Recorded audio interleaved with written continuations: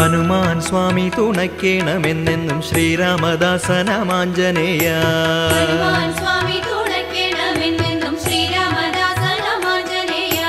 ശക്തിയിൽ അങ്ങയ്ക്കു തുല്യം പ്രപഞ്ചത്തിലാരുമേയില്ലാത്ത സ്വാമിയാരേ.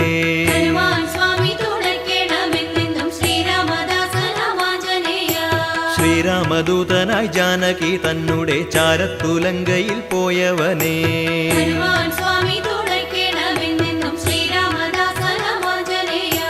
കുത്തുങ്ക കല്ലോല ജാലങ്ങളാക്കുന്നൊരഭിയെ ചാടിക്കടന്നവനേ.